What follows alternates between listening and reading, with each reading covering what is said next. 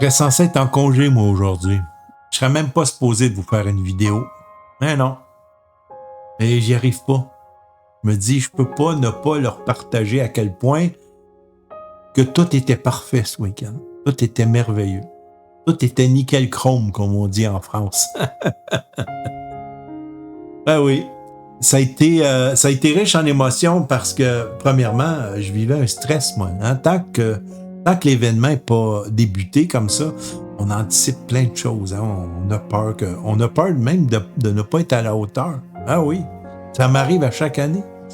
Et c'est ça, ben, cette année, j'ai brisé la glace et j'ai sorti du placard mon personnage du véritable Père Noël.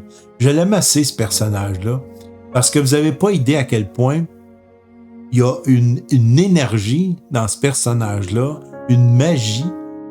Partout ce qui passe, il y a une grosse dose d'amour autour de lui. C'est incroyable. Incroyable.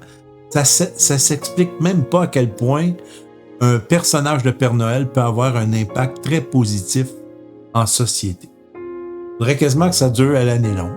Non, je suis pas sûr. Non, mais blague à part, ça s'est super bien passé. Et là, comme la peur des virus se dissipe un peu, les parents puis les enfants se permettent plus des contacts physiques. Donc là, ils arrivent en courant, les enfants, puis ils vous sautent au cou, puis ils vous font des câlins, puis ils vous collent, puis... Tu sais, ils se permettent le contact physique. Puis ça, je trouve ça merveilleux. Puis je l'autorise aussi. Je l'empêche. Je n'empêcherai jamais un enfant de me faire un câlin. On m'avait fait le coup pendant la pandémie, là. Hein, on m'avait dit à un endroit, vous pouvez pas faire de câlin au Père Noël. Eh boy! En tout cas, tout ça pour vous dire, non, mais le but de ma vidéo, c'était pas ça. Le but de ma vidéo, c'était pour vous souligner quelque chose qui me dérange trop souvent. Et je ne parle pas nécessairement au moment où je fais le Père Noël, ça l'arrive aussi pendant mes cours de dessin. Pendant mes cours de dessin, plus souvent qu'autrement, il y a environ 30 à 40% de mes élèves que c'est des enfants différents. Quand je dis enfants différents, c'est des enfants autistes, TDA, TDAH. J'ai l'habitude de travailler avec eux autres. Ça fait plus de 40 ans que je travaille avec des enfants qui sont différents. Et quand je fais le Père Noël aussi, ça m'arrive. Hein, les parents, avant qu'on commence la session, me disent « Hey, je suis désolé, mon enfant est autiste. » Je vous dis ça parce que ça m'est arrivé ce week-end. Mais moi, ces enfants-là, quand ils sont différents, même dans mon cours de dessin, quand ça arrive, on me laisse des notes des fois. Moi, je suis désolé, mon enfant, il va peut-être réagir de cette façon-là parce que, bon, j'en tiens pas compte. Je les traite normalement, moi, ces personnes-là. Parce qu'ils se doivent d'être traités comme tout le monde. Et là, ce week-end, quand c'est arrivé, la maman est arrivée, je suis désolé, mon fils est autiste. J'ai vu le petit garçon qui a baissé la tête comme ça. Il s'est senti coupable d'être autiste. Parce que sa maman, elle avait fait l'erreur de le dire devant lui à haute voix. Je suis désolé, mon enfant est autiste.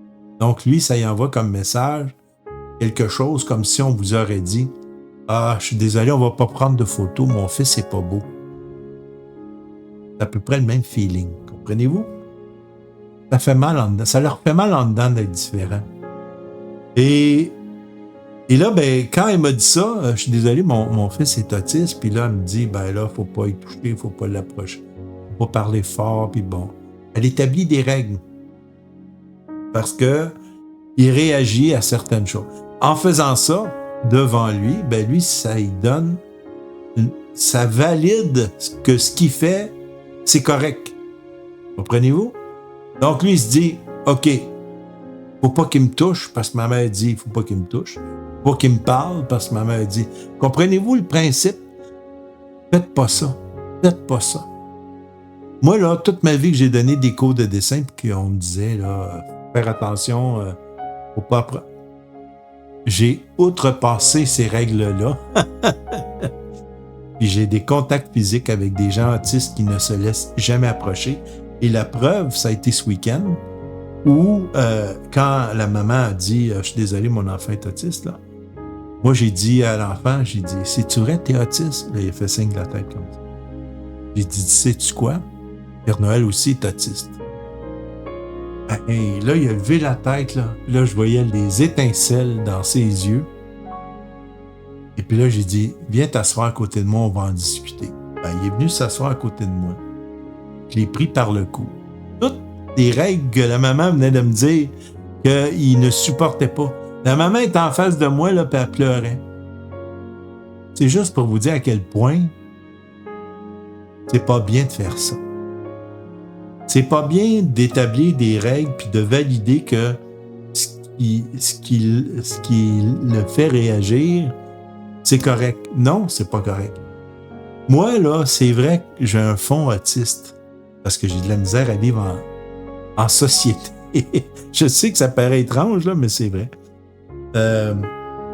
Mais j'ai outrepassé ces règles-là, puis aujourd'hui, je suis capable de vivre normalement parce que j'ai outrepassé ces règles-là.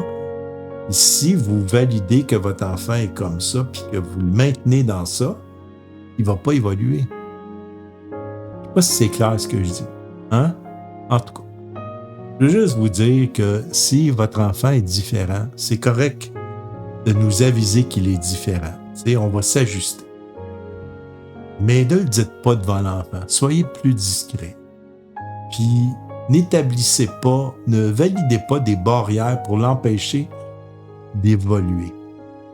C'est ça. C'est ça que j'avais à vous dire. Hey, j'ai parlé beaucoup, hein? Hey, je suis désolé.